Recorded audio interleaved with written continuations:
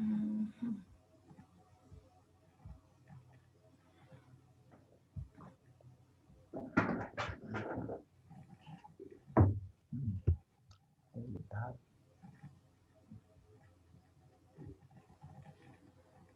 Better?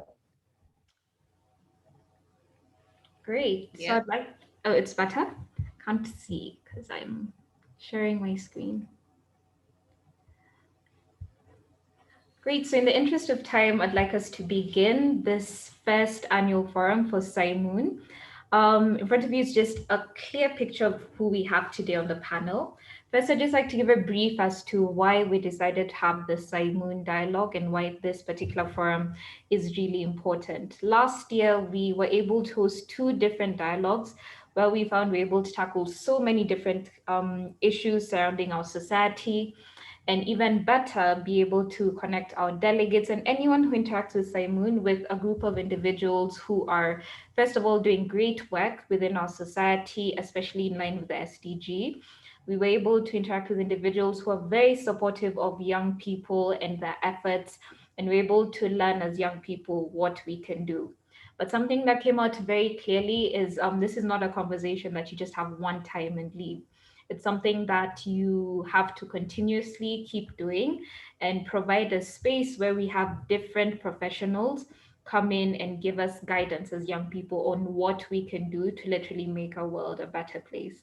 For those of you who are familiar with Saimun, we normally, the main thing we do is the Model United Nations Conference, which is a really great space for networking as well as still working with other people to come up with different solutions that are affecting the world. So today we're just doing something even bigger and better in terms of having very valuable and solid conversations around major issues that are affecting our society every day. We want to speak to the individuals that are doing great work in those particular sectors and really learn as young people, as Saimun, as an organization, just you as an individual, what can you do to have better impact within your society, and really why is that important in the first place. So those are just some of the things we'll be tackling today with this amazing panel that I'm just about to start introducing. So I will start on my right. First, we have Catherine Mwangi. So Catherine Mwangi is a multifaceted communication skills. She has multifaceted communication skills. She is currently the head of TV production at KTN. She's also very passionate about youth and women affairs. She has through her weekly newsletter and blog that's at catherinemwangi.com. If you we should be able to have the poster out, you can get the link from there as well. She's been able to provide even more information and insight for our society. Furthermore, her passion for developing people has led her to starting a mentorship program for young girls that want to go beyond the norm, and hopefully we can get to hear about that even more. So welcome, Catherine. Really glad to have you today. Thank you very Um, Thank you. Next, we have Vincent Ogiambo, the only gentleman in today's panel, which was very intentional. So, Vincent is an organizational development expert and a social entrepreneurship and social justice enthusiast. He is a firm believer in transformative partnerships and collaborative impact as critical paths for sustainable development and systemic solutions to social challenges. He regularly shares his thoughts and insights on topical issues in local and international publications. So he's currently the regional director for Ashoka in East Africa. So I hope we get to hear a bit more about Ashoka. They do really good work, and certainly an area we'd like to look into. If you've had the opportunity to listen to Vincent speak, he's a fantastic speaker, and I'm really glad to have him on today's panel. So welcome, Vincent. Thank you, Daniel. Next, we have Viridiana Wasiker, who is currently the Youth Programs Development Specialist at the NYC. That's the National Youth Council. She specializes in skill development among youth. And as I've said, currently heading partnerships and resource mobilization, sorry, at the NYC. She's also a holder of BTech in Electrical and Communications Engineering, and she harnesses engineering people skills at the center of strategy and leadership for social impact. So it's really great to have a representative of the NYC in today's panel, just again to learn what more we can do. So welcome and thank you so much for joining us today, Viridiana. Thank you. Thank you. Lastly, we have Angel Mbuthia. So Angel is the chairperson and founder of Tujijenge Youth Society of Kenya. She's also a passionate youth leader and currently working as a secretary for gender and international relations at the All African Students Union. This is the largest students movement in Africa and an umbrella body for all students of Africa, from basic education to higher learning. Thank you so much for joining us today, Angel.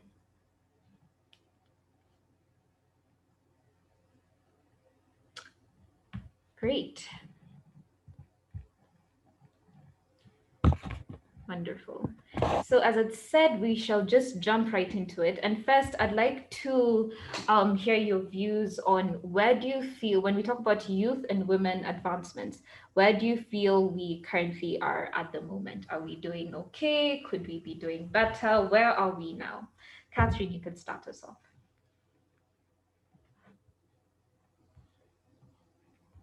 Okay. I think that we have come a mighty long way. For the last decade, a lot has been done in the youth and women movements. And you find that in this day and age, we have a voice, and social media has played such a big, huge role in giving those two demographics a voice to express themselves, a platform where they can share what they feel, what they want, the future they want for themselves. So where are we now? There's progress. So I acknowledge there's progress. I acknowledge that we have young people who are very bold in expressing themselves, expressing what they want. We may not perhaps be okay with how they do it or even some of the things that they are fighting for, but the fact of the matter remains that they have seen that there's a platform where we can speak. Can more be done? Absolutely, yes. And I feel that we can have those conversations even in this conference. But have we come a long way? Yes, we need to celebrate those steps. And the one thing I give credence to is the rise and the expansion of social media. So it's a huge giant that even being in the broadcast industry, we have had to join them. If they say if you can beat them, you join them. So we have had to join that space because that's where everybody is expressing themselves.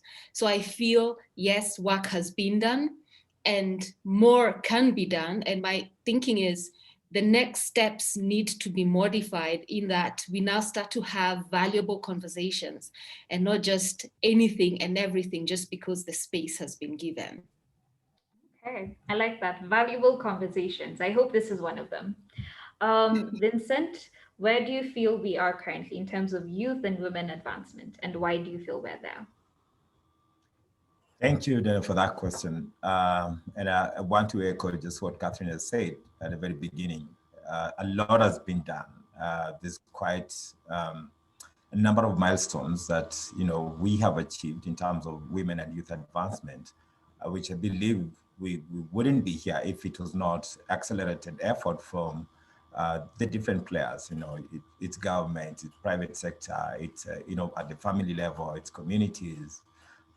It's international development partners. Like this is the two demographics have been on everyone's radar, and I think all the efforts have been made to accelerate their advancement. So that is good. But also, I look at it from another perspective, in terms of where will we be in the future. So we say this, and everyone is saying this, that we don't know what the future will look like. And that is, that's a fact. But at least what we are seeing now is that we live at a time when change is accelerated, and one piece is changing, another piece is changing, and this is bouncing off each other, and it's accelerated change. It's phenomenal change. So in terms of projecting on what is it going to look like? I think I'm approaching it with hope and a bit of concern. Hope because, this is becoming like everyone is picking up these issues. Everyone is seeing there is a need to turn the youth dividend into something valuable, right? Everyone is like appreciating, even where societies have been like steeply patriarchal, there is an acknowledgement that if you bring women on board, then whatever sort of development we want to see will definitely accelerate. So that for me is a hope that more and more people are coming on board, and everyone is very intentional in how to go about moving barriers for young people and women. My concern now is also what Catherine just mentioned in terms of the outspokenness of young people. It's a good thing. I mean, it's worth celebrating, because I believe for any sort of advancement, then we individually have to give ourselves a sense of confidence. We individually have to have that sense of freedom to speak up, to step up.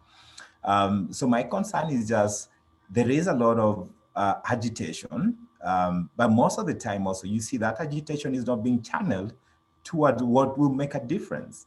And I know when you started, Danielle, you talked about having this conversation going on and on and on. It shouldn't stop. And there is a place for conversation, and there is a place for rolling our sleeves, rolling up our sleeves and getting to work. And we are very clear on what is it that is ailing, where are those barriers, where are those challenges? And I think everyone who's an adult is very clear on where the challenges are. So it calls upon us at individual level, at family level, at community level to really plug ourselves into the effort where the actual effort should be in terms of addressing the systemic challenges. And that is how then we will get to effect the change that we want to see. So for me, that is just the other concern. But I'm also want to say that I'm quite excited, because when you hear people at the top of leadership, whether it's political leadership within corporates, beginning to appreciate that young people are not just leaders for tomorrow, and women should not just be waiting. Things should be happening now. Recently, there's a video that has been doing rounds of President Uhuru Kenyatta talking about young people as change makers and change makers generally. And from our work at Ashoka, I would tell you this for a fact, that we are seeing more and more women really coming out as change makers, having the requisite skills. It's not like someone has allowed them, but taking the space, growing in that level of confidence and showing it. So for me, seeing more and more people, influential people, maybe like someone like Catherine, who's also super influential, and I think all the panelists who are here, you have huge networks, and this is the time now to begin to influence our huge networks, lending our voices strongly to the conversation. But most importantly, rolling our sleeves up and moving whatever barriers are there to be moved. Thank you. Great. So there's a few things I think we'll probably come back and touch on, especially the outspoken. I'd never thought of that as a problem per se, but anyway, I'm sure we'll come to that. Angel, what's your view in terms of where we are now as youth and women and its advancement? And yeah, why do you feel we're there? All right. Thank you so much for giving me an opportunity to have this very important conversation to be having. And maybe to answer your question, looking back, let's say the All Africa Students Union, it was formed in 1972, and it was formed with the spirit of those who fought for independence at that time. So you can see the energy and the focus for young people has long been there. When we look at how countries gained independence, it was not fought for by other people, it was young people. And so the All Africa Students Union was formed to bring together students who are at the forefront in championing for independence for countries. So that is where young people really came out. And what I want to appreciate about young people is that they come out the best. As we say that the finest gold passes through fire. And we see young people coming out very well when they're difficulties, when they're challenges, they still come out very strongly. And then I think that every generation has a role to play, and every generation is unique in its own way. And as times change, a different kind of youth energy comes out, depending on the challenges, depending on the situations, and even depending on the opportunities. Because, and then one thing I would also want to appreciate with education is that it has really opened up young people to citizens who are able to unlock opportunities for themselves. All they need is a very favorable environment for them to be able to access opportunities and to be able to organize factors of production so that they're able to do very well in business, do very well in leadership. And we are in an age that I'm quite excited about, that is recognizing gender equality. And gender equality goes a lot to favor young women. And when we see governments talking about having more inclusive leadership and even appointing young people to very high level positions. So we are done with the issue of being on the menu and now on the table, and that is where we're headed, which is something I'm appreciating at this time as a young person of this generation. I am proud to be part of the youth movement that is going to be in the leadership of change making. So young people have a lot to play, have a lot to do, but one thing that is constant or one thing that is consistent with young people over the generations is the energy and the focus, and that is what keeps us going. And now that we are facing a pandemic, this is something that is really it's hitting young people the most. This is the time when a young person needs to be able to develop themselves. They need to harness their skills. And now there are no opportunities for that. The jobs that they would do after class, maybe waiting in a restaurant or being in 24-hour economies, the food joints that open for 24 hours, that is not available for them anymore. So it's quite a sad moment for us. But nevertheless, I still think that as we are growing, as we're moving, of course, we are not constant. We are developing as the times are changing, and that is something I want to appreciate. But I really want to see how young people turn out in the next 5 years, because we are a unique generation of young people who are battling a pandemic. This is not something my mother faced, or this is not something my forefathers faced. And it's a unique generation, and I want to see how well we come out of this. That's why it's good when leaders are talking about giving young people opportunities and opening up more spaces for them in a much more forceful way. And I would like to think that opportunities are really simply not given, just like power, just like leadership, just like opportunities. They're not given. Young people have to come out and take them. And they need to brace themselves with skills, knowledge, and the energy, because it's usually 1% talent and 99% hard work. So thank you. Back to you. Great. Thank you so much. Such great insights. Viridiana, what would you say, how we're doing in terms of women and youth advancement? And why would you give that particular view? Thank you, Daniela. I think the different panelists have gone at it with so much passion, and I'd like to acknowledge them for that. I also thank you for this opportunity. And just to reiterate, there is quite a bit of effort, and especially looking at the National Youth Council itself. The National Youth Council was actually enacted in 2009, but we have just started very clear operations 2 years back. The first CEO, who is now the youth secretary, and now we have a second CEO at the National Youth Council. And you see now this gives a clear focus on how to coordinate and regulate youth matters. A lot of what we have seen in the youth space is a lot of duplication or a lot of ways, haphazard ways that the youth space is. And you can actually see the same confusion within the youth themselves.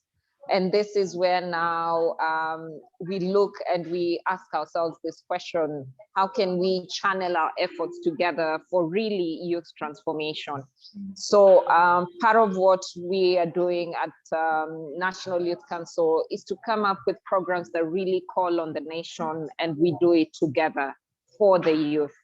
So in that manner, when we go to probably Standard Group, and Catherine is here, we say we are running this and we want you to come on board. When we go to Ashoka, we say let's try a collaborated effort to address the youth matters, as opposed to maybe I'm running an event and then Standard Group is running a similar event with a similar target group, you find that we are falling off the balance.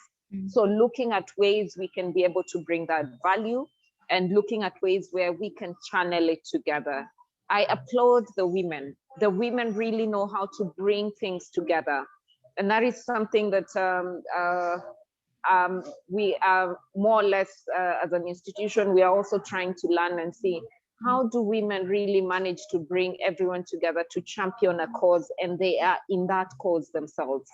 And it's something that is lacking a lot in the young people. I don't know whether it is the outspoken nature or not listening to the next person, who probably taking some time to allow another one to lead you, then you can follow, then when your chance comes to lead, you can lead. And that is now the area that we are really channeling a lot of effort and trying to ask everyone within the youth space, how can we work towards one agenda and be able to produce a result that will be heard across the nation and really put a focus on the youth? Because a lot of what is happening with the youth, and I'll reiterate what Vincent said, is the outspokenness.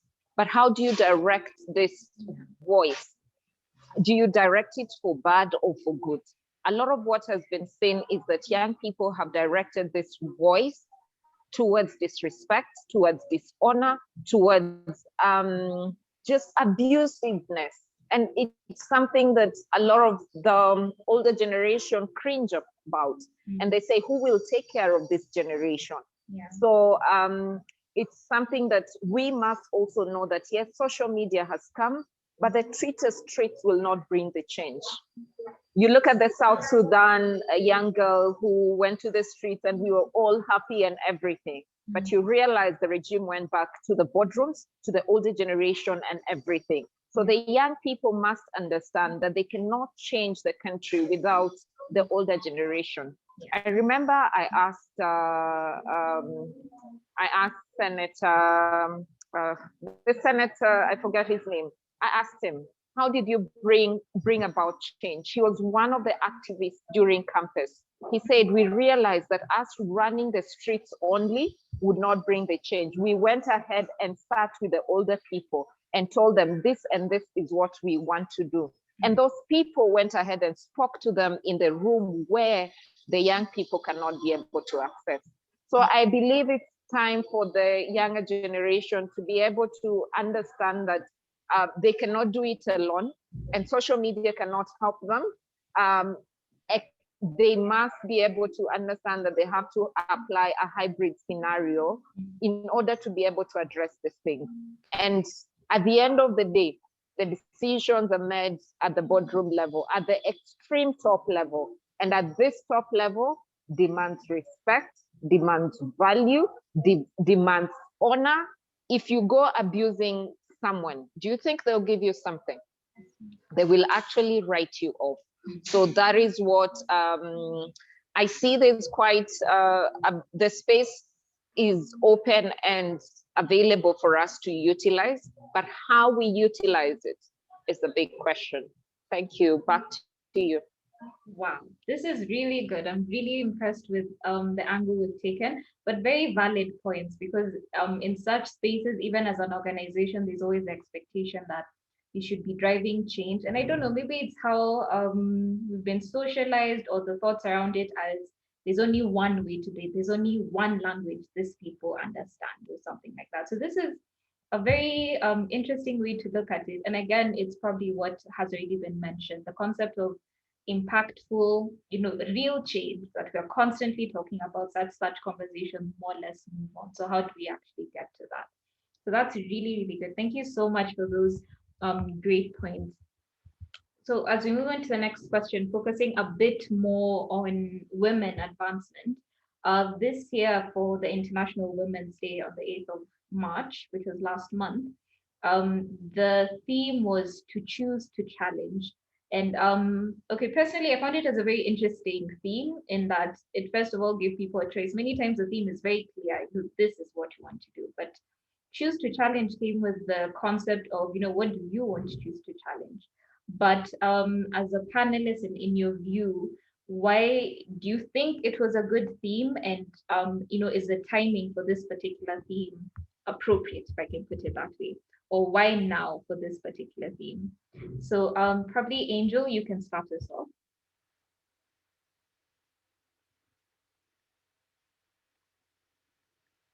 Okay, as she comes back, probably Catherine, you can start us off on, yes. Okay, sorry, she's back. So Angel, you can go ahead. It's okay, I'm here. It's just that I have to turn off my camera because No of my problem. bandwidth Yeah. going on and off.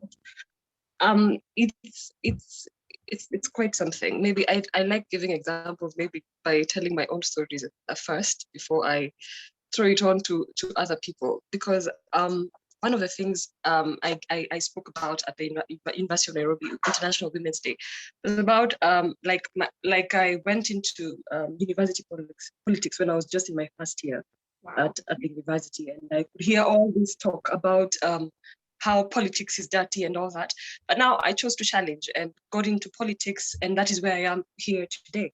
And then the other time I got a challenge in my advocacy on my work was about having to leave my country to go and work somewhere else, and go there and try to create a new network to be able to work with. And it's not the usual comfort I would get when I'm here at home. And again, that's about coming out of your own comfort zone to be able to just grow and become something new. I kept on asking my mentors, really, how am I going to be able to go out there and then come back and find everything has changed and all my networks are gone? But they told me that there's nothing that changed. There's not so much that will change. And true to that, nothing much changed. I still came back home, found my network that was still there, and I still keep on doing what I've always loved to do. And choosing to challenge is all about putting yourself in a zone that is not the best for you, and coming out strongly and better. And that is what we're encouraging young women and women like myself. Even when we are saying that the promoters of the Building Bridges initiative, talking about having more women into elective space, that means that we have to choose a challenge to run for office and be able to get to drive change in the most important place where that is politics.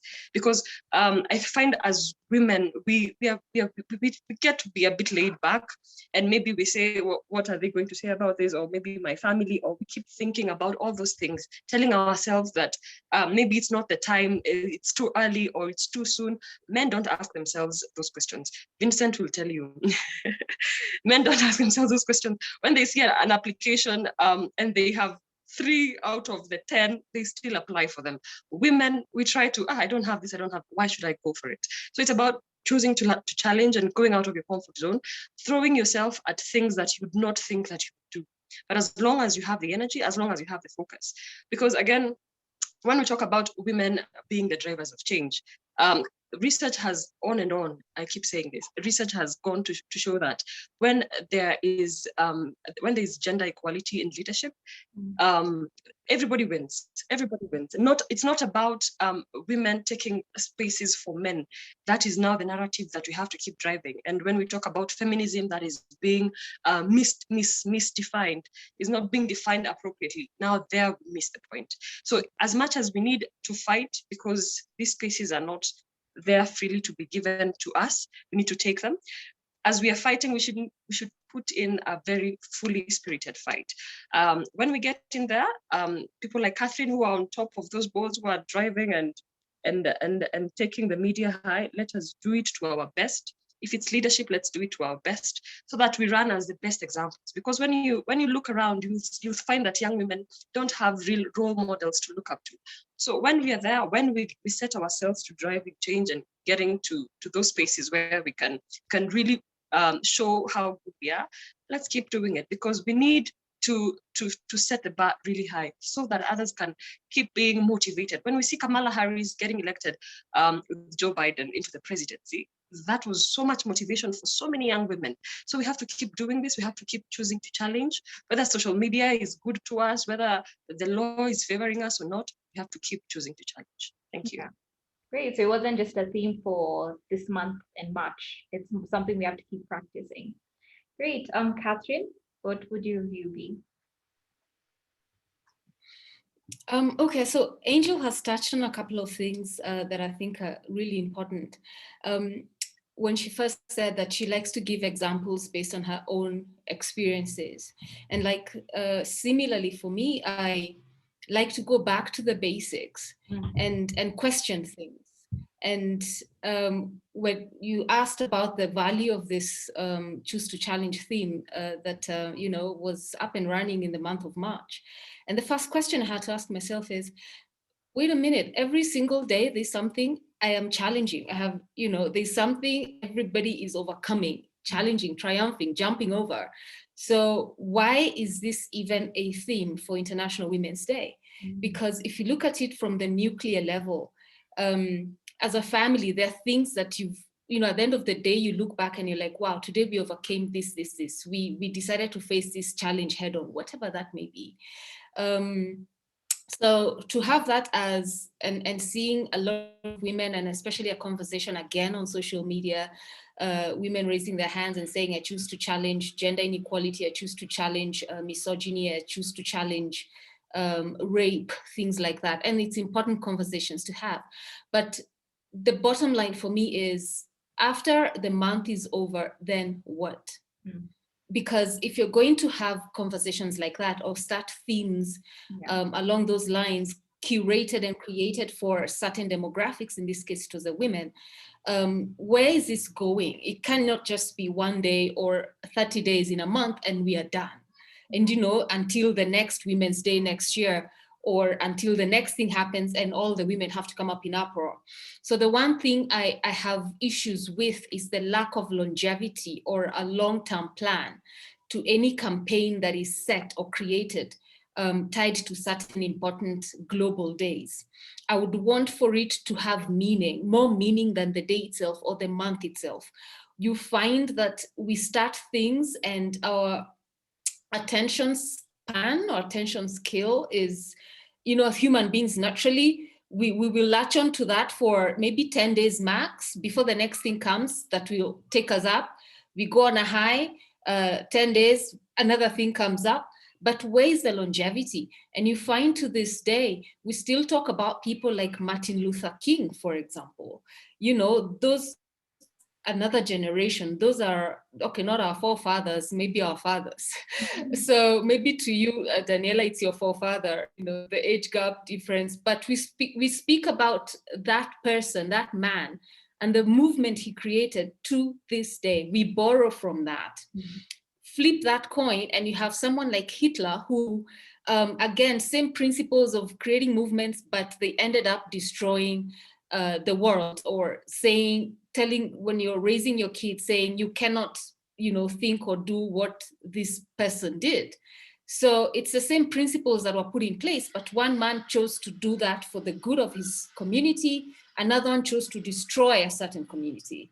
So was that the Women's Day theme, was that necessary? Yes, it was, because then we needed to have conversations. Movements necessary? Yes, they are. But as we are creating them, can we have a long-term plan so that it's not just something that comes and then it goes, and we will wait for the next thing, for the next person to start a movement or to start a conversation on something.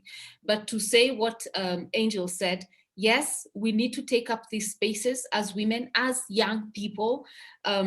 We need to be able to say, I have a voice, I can contribute to this, and you need to have proof or evidence that you can do that. So it's not just you present yourself as, I can do this, and then when somebody checks out your background, if they do a background check on you, they see you're opposite, you're completely opposite. And that's where the young people get it wrong. All these things you troll about, and I was clapping for Viridiana and she was talking because it is exactly the problem. All the self-entitlement that you have plastered online, all the people you have trolled, all these boardrooms you want to sit in, when they go look at what you have done and it doesn't correspond to the person they see, I'm sorry, but that opportunity will not be for you.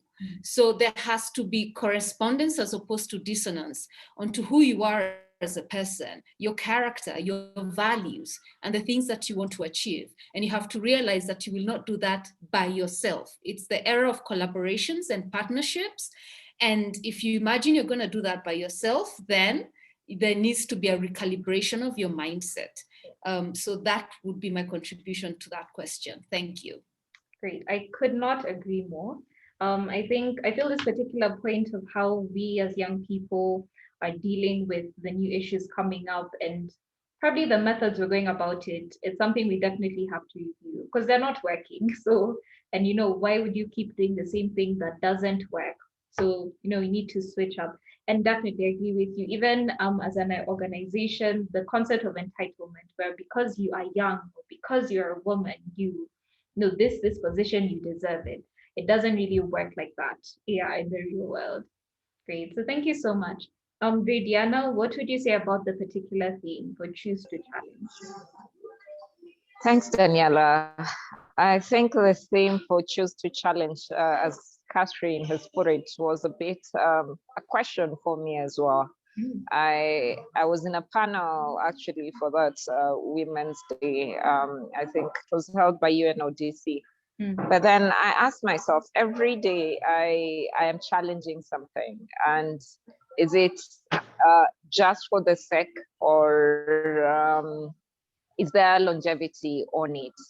And I went back. I really like to look back as well. I went back and for me, I looked at Queen Esther in the Bible, and I asked myself, how would we choose to challenge as women?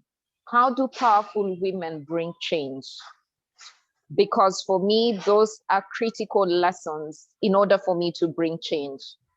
This woman was able to go to save an entire nation by simply being, again, I'll bring it back, by simply being honorable, by simply challenging, actually, knowing that she hadn't been called into that room, but going and knowing she can be killed if she goes into that room. So there are levels where we take risks, and that is where now the challenging bit now comes in. When is the right time for you to take that risk? Is it always that you need to go and just yap or open your mouth or refuse to do? Or do you choose a particular time to take that risk? That is where now, for me, the understanding of women leadership and how to roll and how to challenge and how to change change a leadership to be able to listen to you. And look at the president of Tanzania now. She speaks with humility, she speaks with power, she speaks with being in charge, but with so much humility and with so much womanness about her. Yeah. And that is where now I begin to see and I begin to follow, and you're like, and she was a vice president. She knew how to create that change in that space. So even for women and as a woman and as women and young women upcoming and all that, we need to know when we need to challenge something and when that something will bring change, as opposed to when we are just consistently nagging and talking and everything. And I think for me, the choose to challenge was the moment where we understand when is this time we are taking the risk, when is this time we are speaking, and when is this time that will allow us to bring that transformation. Thank you. Back to you. Great, thank you so much. So the concept of there's actually a time for everything. So even when it comes to taking risks to what you want to challenge, there's time for that.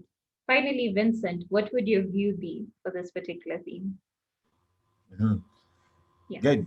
I mean, so for me and I mean, all the panelists have really said they've spoken it from from a perspective I wouldn't have, and I think that is the pleasure of having many more women on the panel, speaking about this particular topic, the theme. In my opinion, this could have probably been the theme for the year, broadly. Just looking at what COVID has done. But then I just wanted to also say something about what Angela said. Like for men, we don't ask ourselves whether should I go for this opportunity or not. I think And that is just an advantage that, does not even stem naturally from us being men.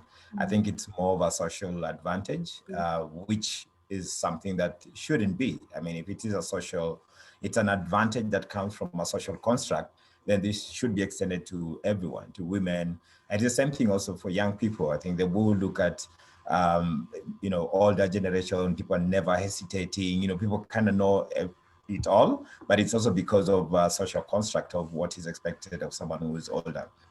So I think that's why it's really, really important for us to be having this conversation and getting these things to happen. So for me, I would say, one, this theme was relevant because let's even look at it from the context of COVID. So, I mean, COVID-19 has disrupted our lives, and we are yet to even grasp the full extent of it. It has exposed a lot of systemic inequalities of social cultural setups, political systems, economic systems, and it is actually threatening a lot of progress towards equality, toward advancement of women and youth issues, and also just broadly advancement of human rights. In fact, it has exposed our inequalities with the biggest dramatic impact, I'd say. And the people who are going to bear the brunt, who are already bearing the brunt a lot, are the young people and women, and of course, fragile countries and developed countries like Kenya and countries in the sub-Saharan region. But then this thing for me, when I was looking at it and going back to something that Angela also mentioned, and I think both Catherine and Viridiana, you talked about this, we experience challenges we choose to challenge on a daily basis. But also every epoch, every historical time, comes with its own historical moments, which demand for us, to give ourselves the confidence and that sense of freedom that I was talking about to challenge the status quo. Because whenever something happens to this extent, let's say, COVID, or even, other things that have happened to a lesser degree, what it reminds us is that we need to be challenging status quo. A lot of things that are as they are not necessarily, set up in ways to advance anyone. I mean, if not men, for a long time. So we need to continuously be challenging ourselves to take on the status quo, to find where the pain points and address the pain points. And I think the reason why it is also very appropriate now is that it creates a sense of urgency for what we call at Ashoka change making, for creative problem solving. This is not just problem solving, like even in terms of this conversation, not just looking at the surface issues, the on the surface issues. We need to be creative in terms of solving this problem of youth and women advancement. What is it in the various systems that perpetuates the inequalities, for generational inequalities and also gender inequalities? What is it that is in the system? Is it time to address some of these policies? Is it time to really embark on a serious, sustained, continuous campaign around mindset shifts for issues that are cultural, that are social? Those are the things that creative problem solving then would demand of us. And then also, we are seeing a new inequality also that is just coming about from the fact that there are people who understand the current landscape, the strategic landscape that we are in, the historical moment that we are in, and there are people who don't understand what is this historical moment that we are in. And I think this historical moment from some of the, the answers that we were given previously, we talked about technology, the space for technology. Are we using technology? Are we leveraging technology to really advance meaningful change? Are we leveraging technology to advance sustainable development? Or are we just using technology for the sake of using technology?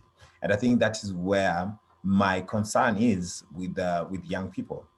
This is a platform, and there are better ways that we could be using this. And I think we see, it's not something that we are demanding for, just for the sake of it. We've seen many young people who are leveraging technology for good. We have seen many women who are leveraging technology for good.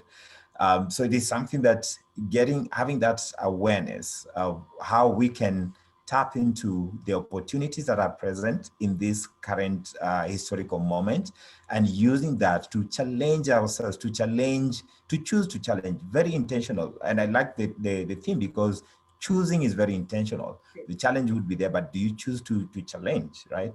So it is all around, for me, just the urgency that the theme created, because I also believe that women and youth are ready to create solutions and are creating solutions for the problems that they identify with at individual level, at family level, at community level, places of learning. And I love what you guys are doing, places of worship, you name it, the job market. Yeah. We're seeing more and more women, stepping up, and more women. I mean, women have been trailblazing. It's just because premium is not put on women who are trailblazing. We still want to go back to, okay, what is this man doing? What is this? Focus seems to be on that. And that is media, Catherine.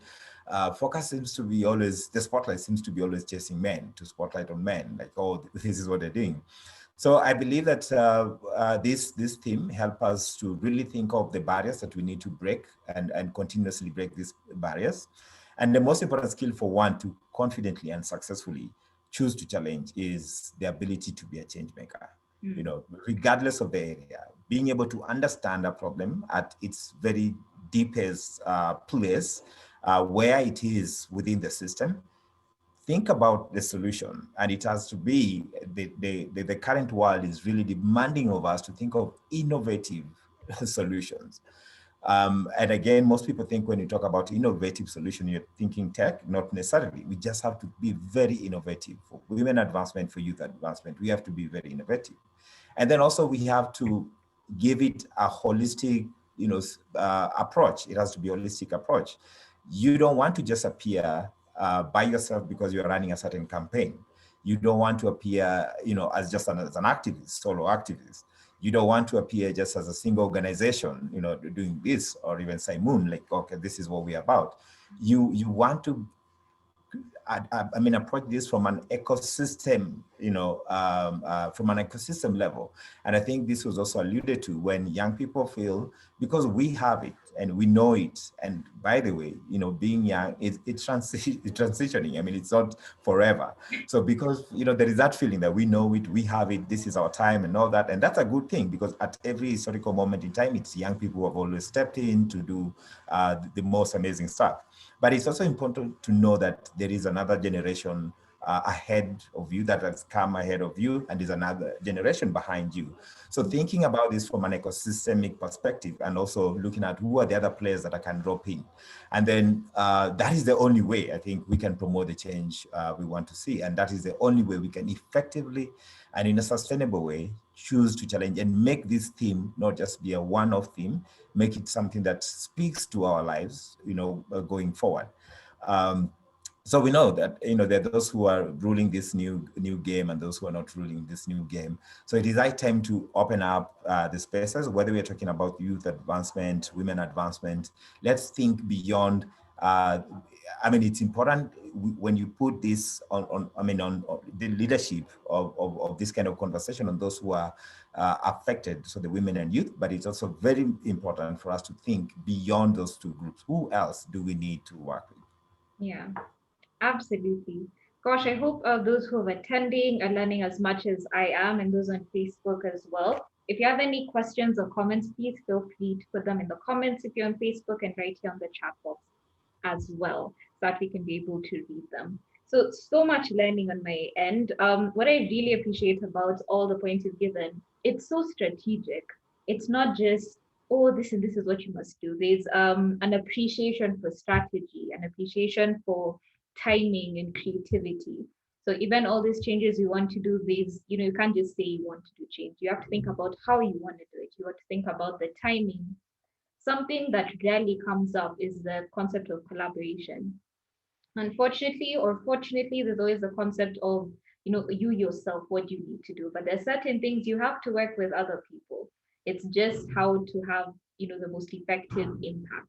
So it's really great to hear you all encouraging that and making it pretty important as well. Because I think something that maybe came up in, I think, the last dialogue was the fact that we have so many youth organizations, and I'm sure Vidhyana can attest the same, very many youth organizations which do more or less the same thing, but rarely do you find there's a lot of collaboration. So it's really good to hear, even with this particular challenge and this particular concept, we do have to work together. You have to do it strategically with proper timing and intention. So thank you so much for answering that question so spectacularly.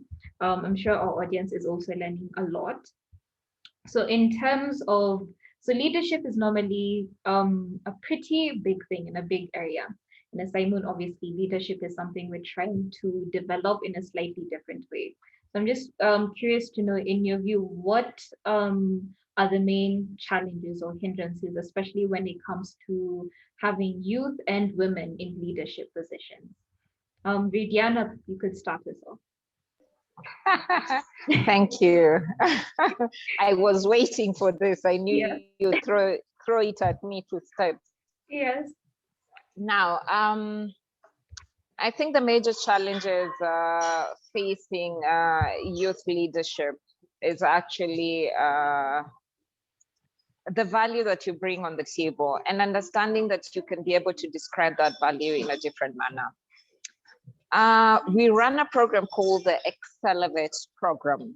Mm-hmm. And what we look at is excellence. What we look at is your track record, and what we look at is the experience you've been able to build.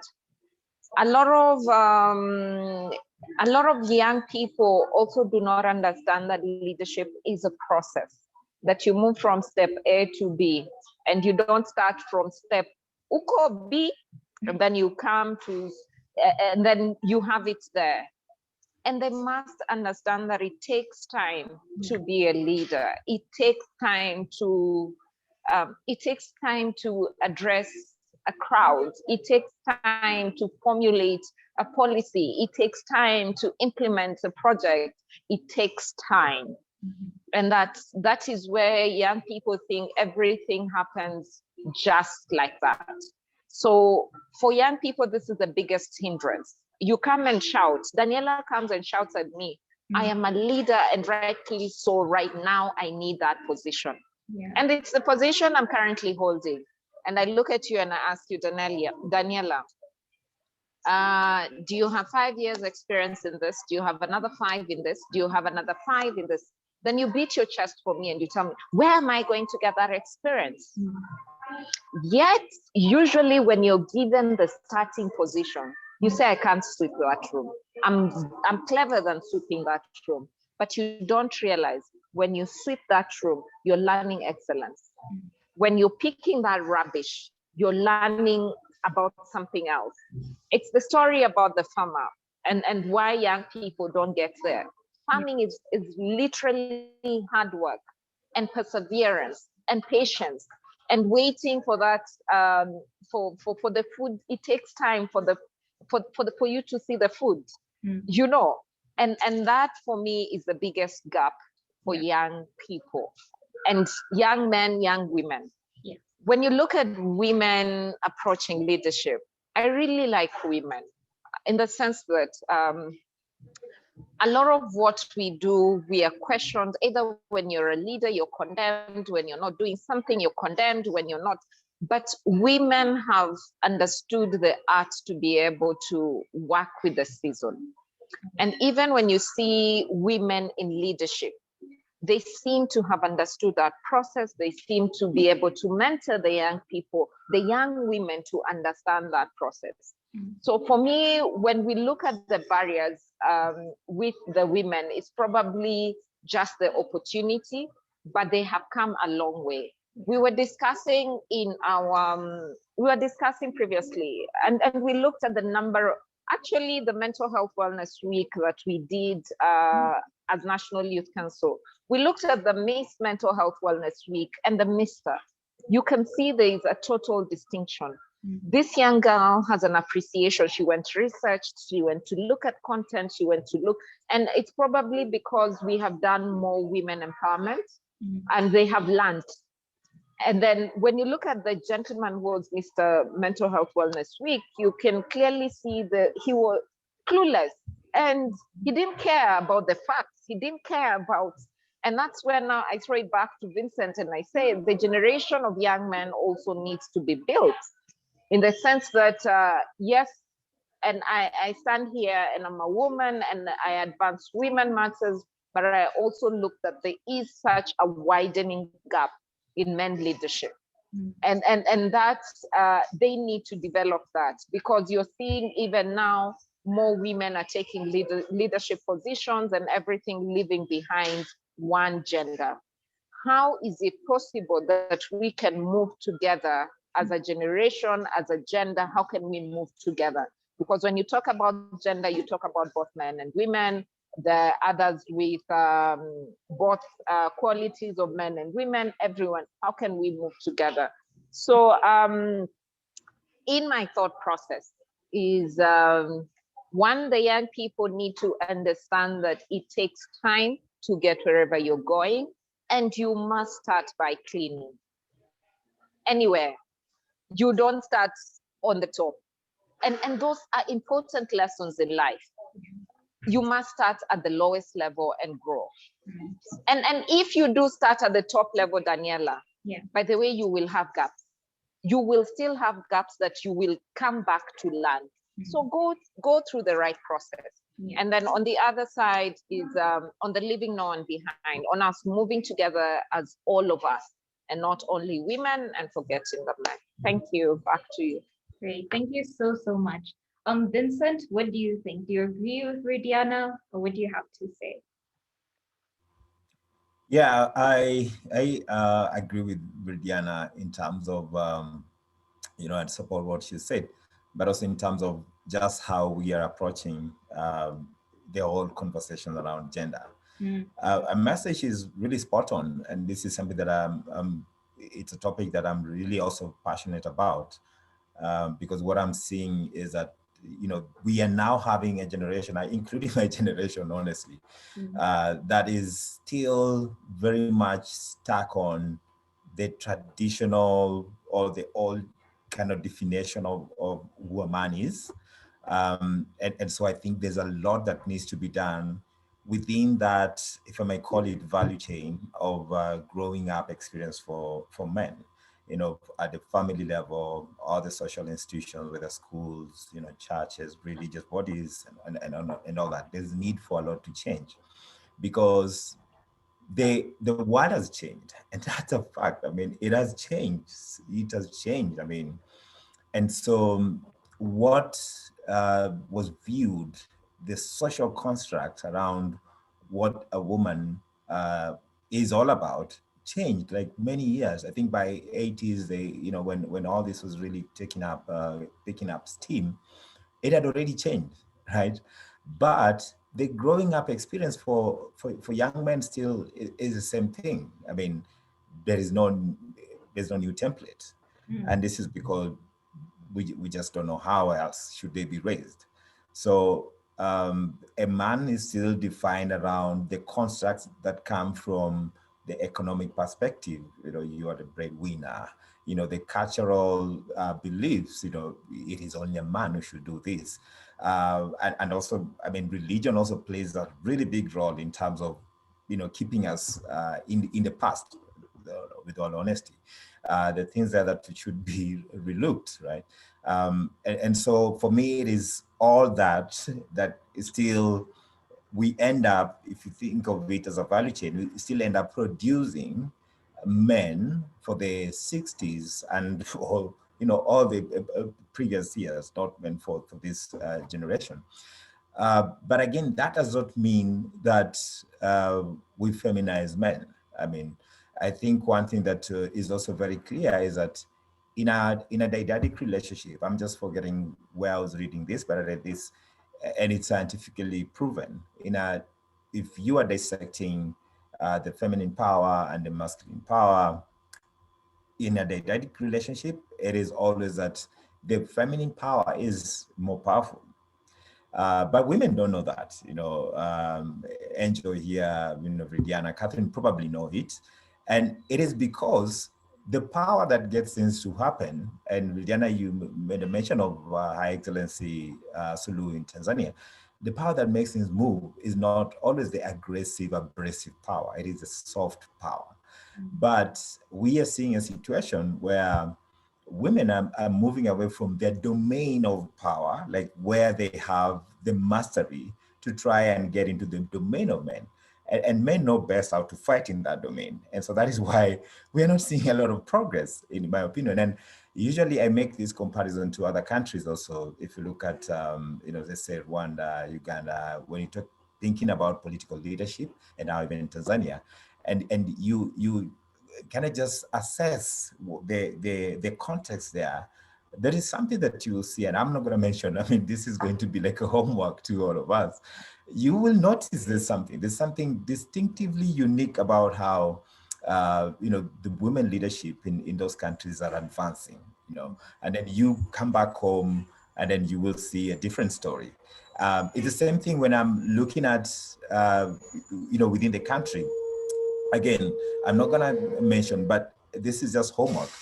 You will see there is one ethnic group that is, like all ethnic groups here are really patriarchal. But there is one that I feel has produced many, leaders in, political leadership, if you're looking at it that way.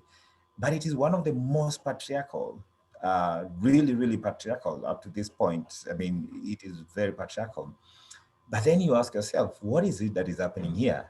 Then you begin to see a trend. This is not scientific. I mean, I would be putting it out there as a scientific, insight. It's not scientific. It's just something that I've always been very keen on understanding. And you'll see that, despite the fact that the system is so patriarchal, they still advance it. Even women from that community still advance the patriarchal mindset, but it's just a way that I'm perplexed the way they are on the national radar a lot. Maybe not now, but cumulatively, if you look over the years.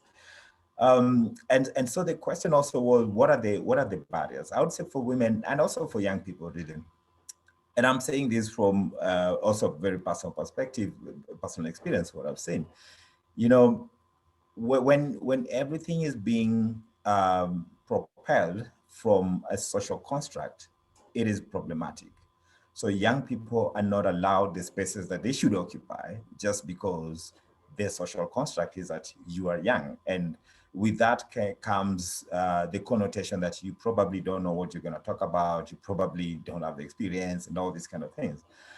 I was lucky, and I always mention this, that I was lucky in a way that I think should not be luck. It should be something that we challenge every young person to have, to know that they have. The luck part of it is that I can trace my moments of aha moments, or where I felt I was given space to the adults around me. My very first instance in challenging the status quo was when I was in nursery school. I was caned for a reason that I should have been caned. And for that, I mean, I was hiccuping in class, and it was a big deal. And so giving myself the confidence to tell my parents that this was not right, and having them come to school, and them also coming to school to have a chat. I think that helped me grow in confidence on the things that I can. But also it helped me understand that when given an opportunity, when you listen to a young person, you have no idea what you are building in them. And one thing that you're building is that confidence. And so when you are building confidence in a young person by giving them the opportunity to say what it is that they want to say, you are building a confidence for something bigger, not just that very moment. And you build that confidence by listening to them, and also by intentionally moving whatever barriers that are there for them, right? And so for what I'm seeing for young people and even for women is that there are very few people who are willing to step up and move barriers for young people and even for women, whether it's from an economic perspective, whether it's from a cultural perspective, whether it's from a social perspective or a religious perspective. There are very few people who are willing to do that. But then it will take young people and it will take women to grow in confidence, their sense of confidence that we can actually do this. Because I didn't wait for anyone to tell me this is not right. You've been caned for no reason, and so you should go tell someone. No, I didn't wait for anyone to tell me that. I just took it upon myself. And of course, at that point, it had the potential of disrupting my entire belief system, because growing up at home, I was being told you only get into trouble if you do something wrong. So if I allowed that to go, then it would have changed my entire belief system. Then I wouldn't have known what else should I believe in or what should I not. And then later on in life, also, I had the privilege of sitting, chairing Westlands Area Advisory Council, and I was really young. I had all these very senior people. And so for me, just being able to articulate the things that I felt were issues, and them now, and that is where I say I was lucky, them also seeing that, I mean, we should get this young guy to be our chair. And again, that also grew my confidence in LIPS, right? So for me, what I'm saying for both women and young people in terms of leadership, there has to be, and we have to nudge people who are above us to move barriers. And then it is for us, it is incumbent upon us, I mean, as young people, as women, to say, this is where we are seeing a barrier. This is the barrier that I want moved. If you move this barrier, I already have the confidence. I can move beyond that barrier. But you, because you are in a position that can support my advancement, you've got to move this barrier. So I would say those are the challenges, and those are not challenges that we cannot surmount. I think we have surmounted so many challenges. If you just read history, where women have been, where women were positioned, and it is a decree.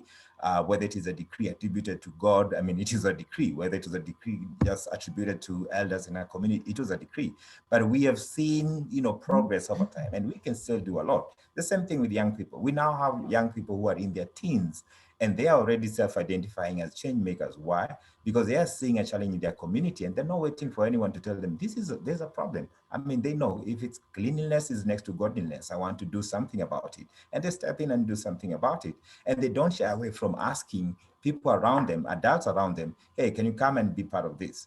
So that's what we need to be seeing to really make this to leapfrog in terms of leadership for women and also young people. Great. Thank you so much. Angel, would you agree with what has already been said? And specifically around what Vidhyana had brought in, the concept that, maybe sometimes as young people, we're not very patient. I'm seeing someone has mentioned the same about the process of being a leader. It's not instant per se, but what would your view be? Okay. For some reason, I have never learned how to drive. So I decided to take driving classes, and it is hard.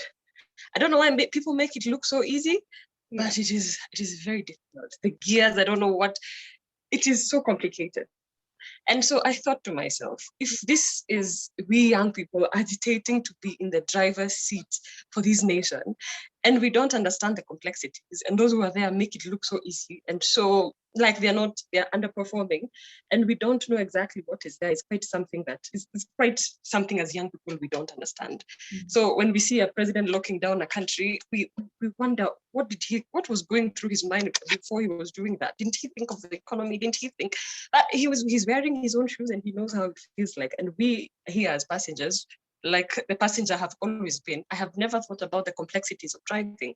So again, as Viridiana has said, it takes time, and as a young person, it's very difficult to think, today I want to become minister, I think I want to become a minister, I want to become president, I want to become an MP in my area, and it takes time. For example, I am now in one of the leading students organizations in Africa, and I started as a class rep in my school, and that is where my advocacy journey started. As a class rep, I volunteered, I made time, I put in the effort, I put myself out there, and that was a class rep. And today I can appreciate that journey. But again, it hasn't been easy, because even in the leadership quest, you have to keep spend your own money, you sacrifice your time, you you have to look for mentors to guide you through the process, and it's really not easy. It's tasking. Maybe when it looks done, ukiona vielea ujue vimeundwa, that sort of speaking, and I'm not there yet. I'm still work in progress, and I still dream to maybe work with Viridiana in the National Youth Council. So I don't know where my journey will take me, but I'm hoping there in the future. But again, it takes time, and it's a journey that that looking in as a young person, someone doesn't understand the complexities. Because when I see other young people asking, how have you gotten here? Some think you haven't merited it, some think otherwise, but again, you have to keep going. And then the other thing on women, one thing I think is a great challenge to women and young people is the society itself. I think the society has just put in strategies and structures and an already perceived thought of what women should do or what young people should do. The social construct really limits us in what we do, because I would like to appreciate the elites who have appreciated that there should be strategies of affirmative action. But then again, there are those who think that it is not appropriate. But when we look back, when we think about affirmative action, we are trying to correct a mistake that had been made before. It's sort of a historical injustice that is being now so it's very unfortunate that this had to happen, but now we are putting strategies in place to be able to bring us to a more balanced place. But again, there are those who don't understand this. But then looking back, we fought for independence together, and women started owning property just the other day in the century. We still find places where a woman is paid less than the man doing the same job. And these are some of the things that we're really, really, really pushing and trying to look at what Parliament did, not coming to sit, not having a quorum when they're supposed to pass a 2/3 gender rule. And so these are some of the things that we are going through as young people and as a woman. So it hits you twice when you're a young woman. But then again, I would think that society is one of our biggest enemy, our biggest challenge, because there's already that perceived context of what a young person should be, what women should be, what they should be doing. And that should not be the case. But again, if any young woman or any woman can overcome what society has put in place, is what now would get them to wherever they want to be. Then again, when we see women who are at the top, and they sort of like they look like they are vulgar. People say some are vulgar, some say they are immoral, some say that they don't have families, they can't keep families. So when you're having such conversations at this time and day, it's very unfortunate. I think we need to go beyond that, and that goes to the very basic level, because that's a family. That is our conversation, the conversations that we have, the social interactions that we make are the ones that are now building onto this house of putting so many challenges for young people and women when they're getting into leadership. But I appreciate that we are having more young people who are seeing this and trying to overcome it. But it's still not easy. It takes time at the end of the day, because even if I was president today, as Viridiana has said, I would make so many mistakes as a president. But because I don't have that, I've not progressively grown to that level. That is what I would think at this time. But then again, that shouldn't limit any one of us from chasing their dreams, for wanting to become what they need to become, from dreaming, from focusing, and from working hard. Thank you. Great, thank you so much. And finally, Catherine, in your view, yes, what challenges do you feel we're facing in terms of youth and women involvement in leadership? I want to latch on to something Viridiana said, basically maybe her entire conversation. Yeah. And when young people are in expectation or entitlement to get certain positions or be in certain boardrooms board committees, whatever you want to call them, when they're in that expectation, wanting to bypass the process because they feel entitled to it. They feel at this age, everyone now, I laugh when I hear people between the ages of 20 to 30 say, by now I should have done this, that, the other. Yeah. And I track back and I'm like, well, at your age, I was still an intern. in my industry, or I was still an assistant in my industry, and I was there for many years before I started to be entrusted with certain projects. So when people hear that I started at internship level for almost 6 months, it's like, no, there's no way. And I'm like, but that is how it works. That is how it happened. It is not microwave, 1, 2, it is not handed to you. It is the things you build. It's the brick by brick. You're building something.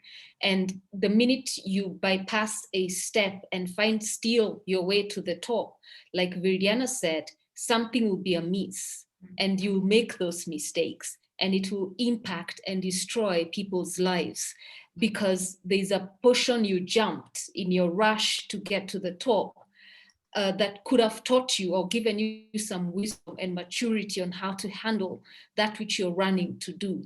So you find that it's important to not bypass that. Gold, when they're making gold or diamonds, the process is long, it's painful, it's hard, but if that diamond costs however much it costs because of that process.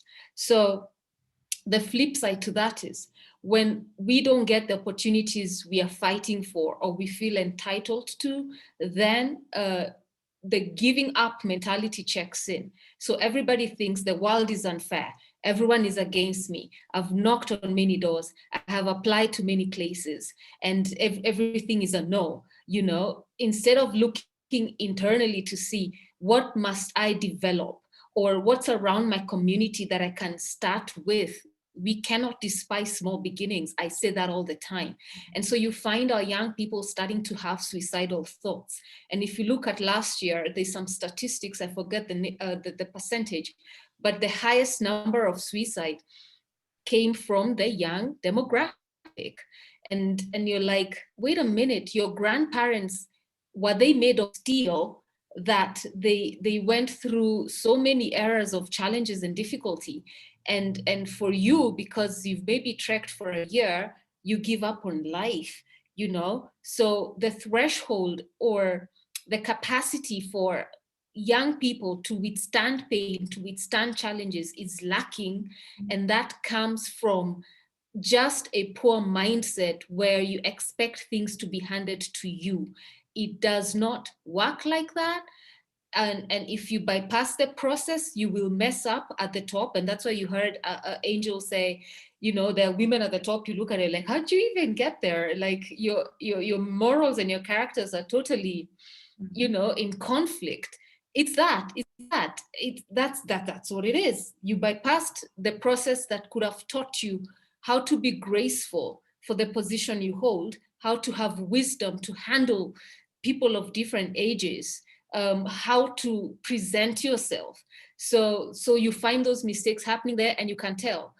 So I've always said this, even to my mentoring classes, and I say to them, it's your race, your pace, your grace, the end. You cannot compare yourself by saying, I should have been here by this time. Oh, look at Mark Zuckerberg, you know, by 24, he had Facebook. What do I have? I mean, excuse me, you are not Mark Zuckerberg. He had his race, his pace, and the grace for it. Yours is to find out what is your race, get on that track and start to jog and start to then run, and then start to come together with others who are doing the same thing as you and one another. Thank you very much. Great. I love that. I think we're going to tweet that. I'll talk to my team. It is your race, grace, and pace.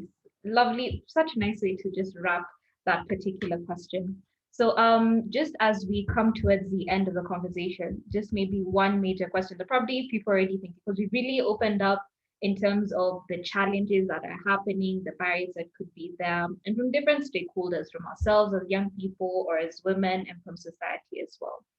But in your view, so it's a two-part question. Is youth engagement, you know, as important as maybe as you perceive it to be, you know, just how important is youth engagement?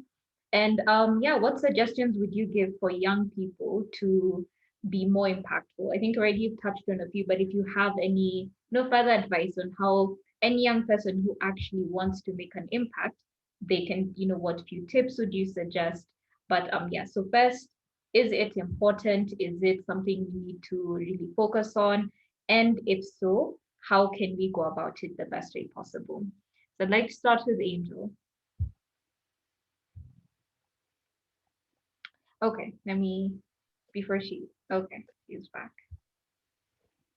No, sorry, I didn't get that. Could you say that again, please? Sorry, no problem. So just as we wrap up the conversation, a two-part question into first, is youth engagement in societal impact important? Yeah, is it something we should really be putting as much effort as we're currently putting? And if it is, what tips would you suggest for young people to go about it? I think we've touched quite a bit already on that, but anything you'd add on how they can best go about ensuring, societal impact wherever they are? Well, one time when we were hosting one of our conferences, this was BC before COVID, and we were hosting in Rwanda, and the energy that I see with young people, the dedication they make to just try attend continental conferences for young people. We sent them invitations. Others who are not student leaders really needed to mobilize funds on their own and pay for air tickets, pay for their registration fees. And the turnout is huge. It's always been huge. Anywhere we want to host it on the continent, young people, students, they want to come. They don't care how they get, they just want the invitation, and then they want to work out the rest for them as long as they can get there.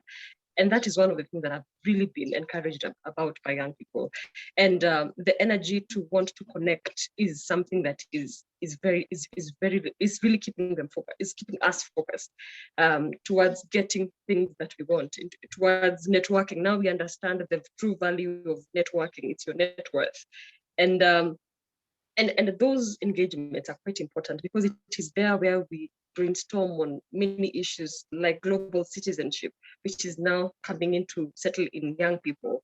How do we achieve our sustainable development goals if we don't know about them in the first place? So we have to keep running these meaningful engagements for young people, because that is where we get to connect. Like at least I have met Viridiana in some of the conferences or some meetings we've had because of that youth interaction, and it really exposes you to so many things. And even getting invited to this very exciting dialogue has been because we have met before in another youth engagement space, which is something that we should keep having. And I think that is one thing COVID is really robbing us. It would have been nice to have a physical interaction. It still really is necessary for us to have that physical contact because we are social beings, and it keeps us alive as we go on. So what I would encourage young people is just to hold on. This is a challenge we're having in our generation of battling a pandemic, and it's really robbing us. All the entertainment, all the networking, or even learning is being crippled by COVID.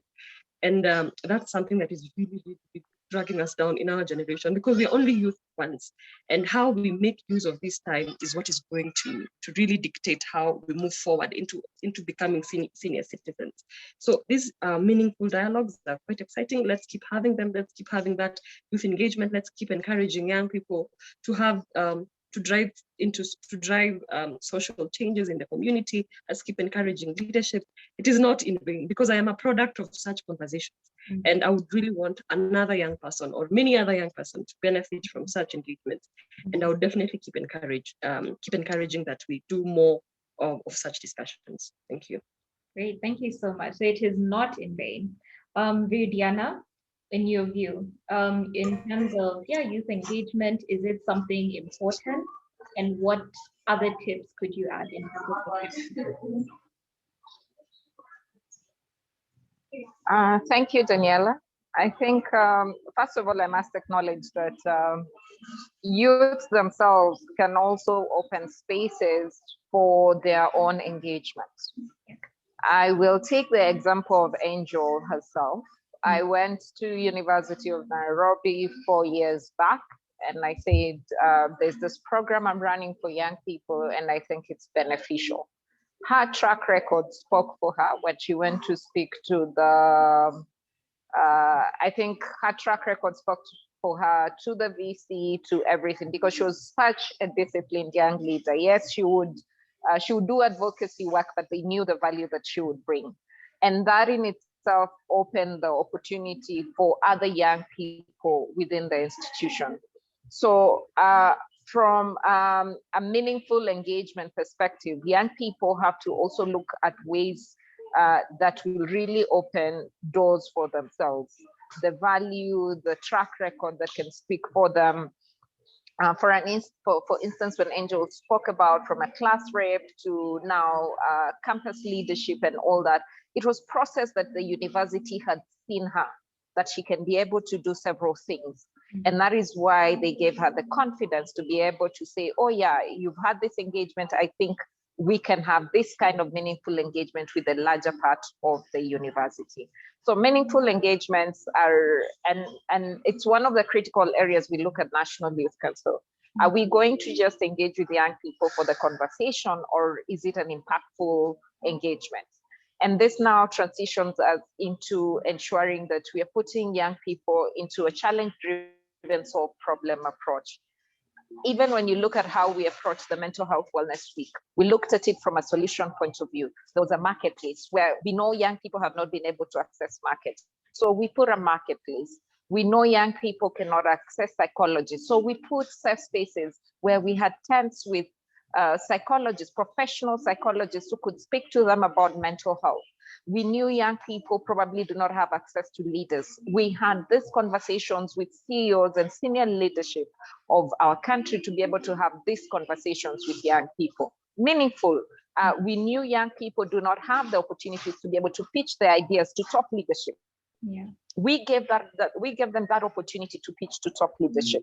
So we are looking at a way that every interaction, every instance that we have with our young people, it's from a solution-driven perspective and a door of opportunity that we have opened for them.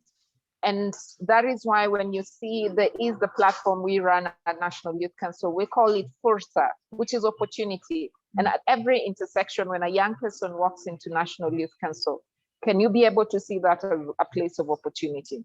Mm-hmm. When a shocker walks into National Youth Council, does it see a place of opportunity where it can invest in young people? When Standard Group walks to National Youth Council, same thing. And when a young person walks there, can they see that they can be connected to that opportunity? It is something that we consistently do and consistently push. My advice to young people is the need to want to be paid for everything. For even attending a meeting, you want to be paid for, and this is a place where, and I ask young people, when we attend a conference, you know, that seating allowance for that chair, to be able to see that CEO, the value of his time costs a lot, as opposed to you asking me, will you give me 1,000 bob before I come for that meeting? It's like now you're trading your learning, you're trading your growth, you're trading your process with very little, with a very little trade-off. And really that pisses off a lot of people. Because like when I bring for you, like someone, for instance, Dennis Awari, he's the chair of the board for Toyota. Do you know the amount of experience that man has? Sure. That you asking me, will you give me transport for 1,000 bob, instead of you going to glean out of his wisdom, out of the experience that he has accumulated for years. And do you know that when you step into that room and you impress him, he can open for you a door that I would never open for you, that someone else will not open for you, because the level of conversations that he has is the level of conversation that I haven't even yet reached. So, and those now are the mindset shift and mindset change that young people need to be able to have. And just to reiterate on what Angel said, Angel, it's a tough period, but we are in a hybrid season. And young people, I think this is an amazing season for you. How you make use of this time is very critical. And this is where you lead in innovation, you lead in creativity. We are running a national competition that is purely online. Last year, when we were doing COVID-19 response, we went from county to county, delivering masks, delivering hand wash liquid and all that, and sanitizer, we were literally at the forefront. But then with now this third wave that is coming, we asked ourselves another question. How can we do something that will have a ripple effect? And that's why we are having a national competition. And this is solutions and solutions that young people can come up with. And this is where now young people can be able to participate without fear of favor. And now also institutions can come together so that by the time we get to the National Youth Week, it's only the voices of the young people that we are hearing. Solution from here, from this county, from that county, by young people, supported by the older generation, who are already these companies that are already working. So this period, how we make use of it, how we show the nation that young people really can come up with the innovations and solutions that we are looking for. And they are humble enough that they can work with the older generation to bring this solution to fruition. That's what we're looking for. Wow. Thank you. Thank you so much. That's such great insight. And yeah, basically a mindset shift is really, really important. Catherine? Okay. What I say is every generation is given a window in time to create a difference and to be the difference. And when you compound that together, they leave seeds for the next generation to benefit from. So you find our parents, our grandparents, our forefathers have, all of them at the turn of generations, they left something for us to build on. And to go back to your first question on where are we now with women and youth advancement, and everyone in the panel agreed that a lot has been done. And you see, that has been done because of the seeds that were left previously. If you recall Wangari Maathai and the work she did and where that is now, you know, women politicians who have left the baton for the next generation like that. And now you find women like Angel, you know, pursuing that as well. It's because there was a generation previously that planted seeds. And so this generation latches onto that, and we have to do the same for the next generation.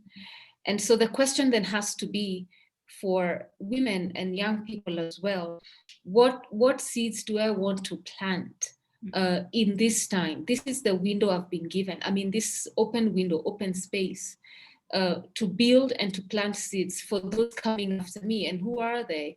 So it's the young people, it's our children, it's our nieces and nephews. And every day, if we wake up with that reality and that mindset of what am I building, what am I putting together, that will make it easy for the next generation that comes in. I'm a believer in one of the scriptures that speaks to me every day is David, and what he said of David in the Bible, that he served the purposes of God in his generation. And before, you know, then he rested. So every day I have to say, am I serving the purposes of God in my generation? And at times, most of the questions that I get from the people I mentor is, how do I know what I'm called to do? What is my purpose? What is that thing? And so we go through that, you know, individually, because most times, especially the young people, you want to do what somebody else is doing. And that doesn't work. You have a calling, you know, you are called to do something. And that thing doesn't even have to be known. It doesn't have to be out there. That thing doesn't have fame and popularity attached to it. That's a mistake most make. The thing that you do is the thing that was put in you to give out, to serve mankind. And in that way, you get fulfillment. And so what I would say is we find, or rather we have to discover what that purpose is, serve that purpose, build in that window of time we are given, and then in that way plant seeds for the next generation coming after us, so that in their time, when this conversation is had, and there's another Daniela in that time asking these questions, they'll say, oh, so much has happened. Now women are at the top, you know, 55% of women presidents in the world, I mean, of presidents in the world are women or young people, or whatever the case may be. That's because they're latching onto our seats. So are the opportunities there? Is there room for the young people to be involved, with societal impact? Absolutely, yes. Get your feet in there. Take a walk in your neighborhood. Start at community level. See how to serve. And while doing all of that, have a good attitude. Don't be in a hurry. Have a good attitude and just be simply thankful for the opportunity to even be considered to serve. Yeah. Thank you. Great. Thank you so much. Such great insight and so much to learn from just those few minutes. Thank you so much. Vincent, finally. Thank you, Daniel. And I think so. The rest of the panelists have really spoken powerfully about this. And I just want to go back to what I was saying in terms of what the future will look like. And I said I'm approaching this from a point of hope, concern, and gratitude. Hope because I'm seeing there's a lot that is changing, whether it's in terms of policy or the technological advancement that women and youth can tap into. And also, I said concern is basically because of the big question that I'm having. Are these demographics tapping into these opportunities for the common good of all, or it is driven from a self, this is what I want? And then also just gratitude, because when all these kind of efforts are happening, there's a ripple effect. So that is exciting. And when top political leaders, top leaders, whether in different spaces, are talking about this, I think that is something that we are. We should extend our gratitude towards. And I'm also happy that I work for an organization that is very keen on getting everyone to really step up and bring out their superpower. So having said that, for young people, this is what I would say. Before I even give my advice for young people, and I know this is not coming from a place of I know it all, what I would say is this: for the rest of us, the one thing that we have to do is to redefine what success means for young people. And that is important. We have so many people out there who are running with a narrative of what success is. And a lot of it is just revolving around, quick money, wealth, and all these things that are not goals. They are just dreams. I want to have a big house. I want to have this. Those are dreams. You need to anchor what success means around a goal. And I think what Catherine was saying, how do we advance the progresses that we've seen so that we are not stuck and we are not regressing. Now, that is something for us to do. That is what this entire value chain should be doing, the society should be doing for young people, redefining success. Whether it's in school, it should not just be all about academic work. That is important. That is important because it helps you put things into an intellectual perspective, understand theories and all that. But there is more to it than that. That was only the key thing at the beginning, I would say 2 centuries ago, when work was defined around, factories. What you do today is what you do tomorrow. Because you learned A, you can do B, and because of B, you can do C. Right now, we're seeing that has completely changed. There is a lot of, changes that are happening. So you need to master certain kind of skills. So in redefining success, I think it's important for us to help young people understand that it is worthy more than anything else to be a change maker. This is for this generation and the generations that are coming, for this century and the centuries that are coming. Because when you're a change maker, you're a creative problem solver. You approach issues from an empathetic point of view. So it is no longer about us versus them. We are in this collectively. And when you practice change making, you start demonstrating your leadership capabilities early.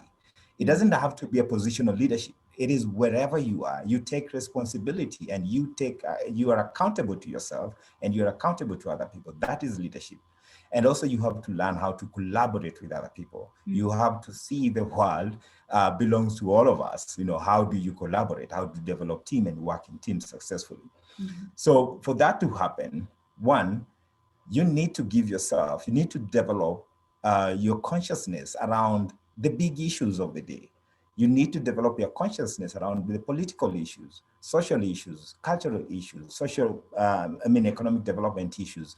Those are things that no one is going to give you. You have to build that muscle by yourself. It's reading, it's paying attention to what is happening around you and developing interest. Because in one way or the other, the things that you are feeling you are suffering from, the barriers that you're seeing, stem from either all or one of those. So you've got to develop your consciousness around those things.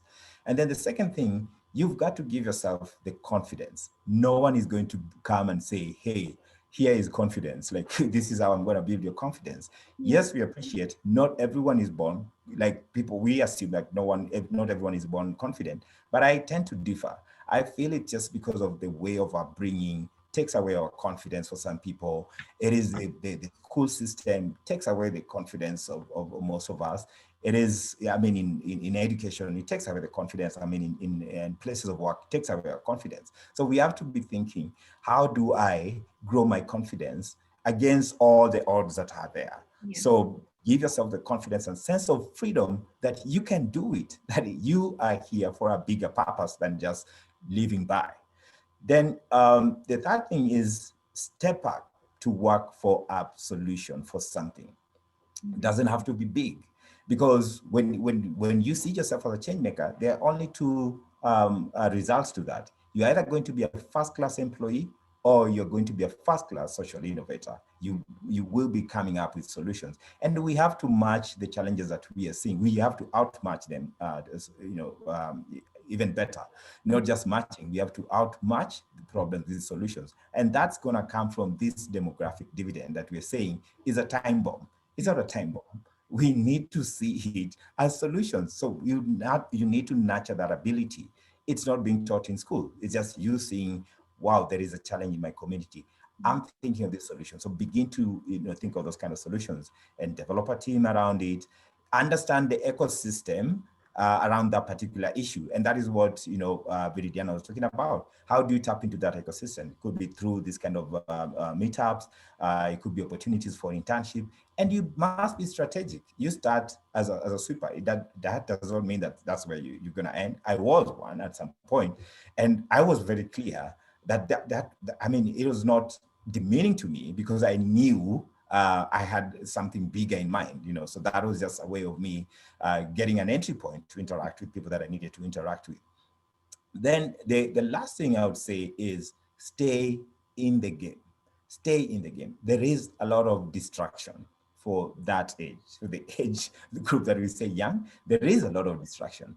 You've got to make a conscious, deliberate, intentional decision to stay in the game. Don't get distracted.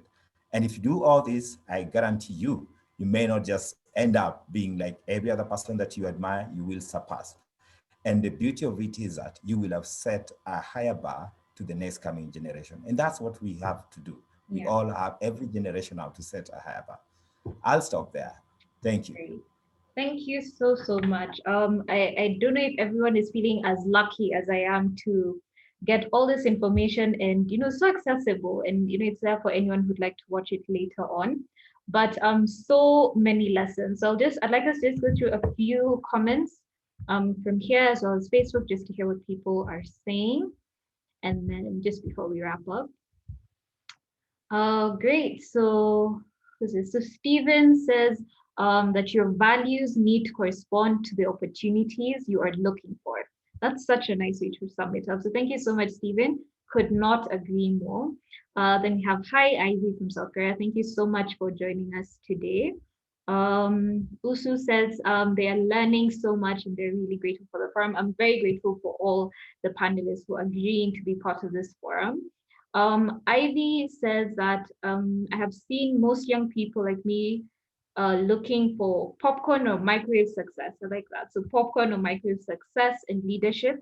And forget about the bait, which is the process. So something that we've emphasized quite a bit is the importance of the process and timing. Yeah, so, and yes, Vidhyana also says just being simply thankful is very, very powerful. I couldn't agree more as well. Gratefulness is so profound. It really opens up your perspective onto the different things that you already have and how you can use those resources to better your society. Yes, then there was one on Facebook. Marcella says that one needs to understand the past, that's especially from our elders, in order to understand how the future may look like. and how to navigate that route. I could thank you so much, Marcella. And yeah, for us to have as a successful impact, we really do need to work together, something that's also come out so clearly. So I'm seeing the time that it's already 2 hours in, and I do not want to extend. I'd just like to take this opportunity to thank every single one of you: Catherine, Mwangi, Vincent Odhiambo, Viridiana Wasike, and Angel Mbuthia. This was such a great conversation, and I'm really glad with the angle that we took, one where we gave really solid solutions on things we can do. As Daniela, as SAIMUN, as an organization, I think there's so much I can learn from just this few hours. And honestly, we could go on and really expound on these different things. What I would encourage those who are watching, those who've joined us, keep the conversation going. Really think about the different pieces of advice that have been given here, because it's not just for people in leadership, it's even you as a young person, the things you can do, and really not forgetting that you have a responsibility. Just what, especially that's come at the end. And funny enough, I've not thought about it as much, but yeah, we're here for a time, for a particular season, and we do have a responsibility to the generations behind us.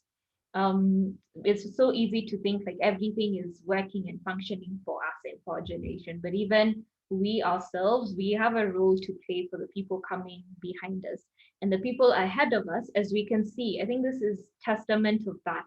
The older or the generations ahead of us are willing to help. I think opportunities are definitely there. So now the ball is more or less in our court in terms of what will you do with the different resources and opportunities that have been put in place and the guidance that's there. So I'd like to thank every single one of you once again for making the time and being with us this past about 2 hours. This obviously will be, so it's still on Facebook Live. You can watch it there, as well as our YouTube page, at least by the weekend or beginning of next week. I'd like to leave it there. Thank you so much for joining us, and enjoy your Easter as well. Thank you.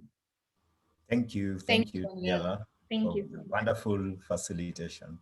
And Thank thanks you. for the panelists. I've learned a lot from you. Oh, great. I learned more. Please send me where to send you money for all the lessons learned. Whatever you charge is fine. I will pay. Sure.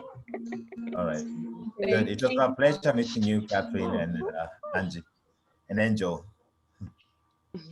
Wow. Nice to meet you. Nice.